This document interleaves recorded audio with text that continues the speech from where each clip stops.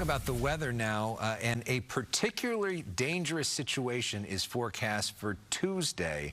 And Adam, every time we've had those recently, we've had catastrophic fires.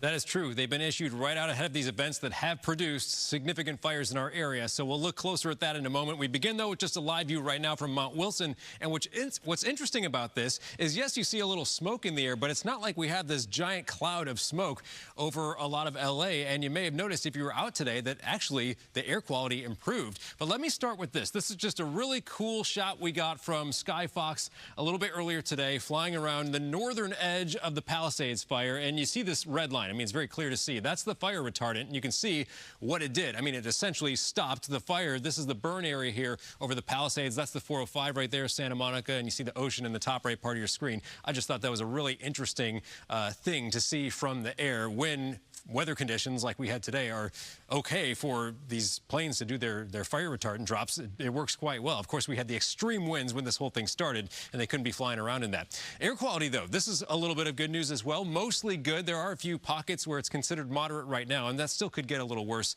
in these next couple of days. But now, yes, on to that rare PDS red flag warning, and it's seemingly not rare because this is the fourth we've had this season, but we go years without these being issued by the National Weather Service. So it's reserved for the most extreme events. It was issued last week ahead of the fires we had. It was issued in December just before the Franklin fire started in Malibu, and this was also issued in November just before the mountain fire around Camarillo. And again, before the season, the last time we had one of these was 2020. So take them very seriously. Red flag warnings are in effect right now, but at the particularly dangerous portion of that, which insinuates it'll be an extreme Santa Ana wind event, starts at 4 a.m. Tuesday, goes into noon on Wednesday. That's when the high wind warning in yellow also goes into effect, Tuesday morning into midday Wednesday. But a wind advisory is already in effect right now for all areas that are colored in right here. But it's those yellow spots where the winds could gust 60 to 70 miles per hour. Watch as we go from tonight into tomorrow. We start to see this event ramp up. So it's not like we immediately get strong winds Tuesday morning.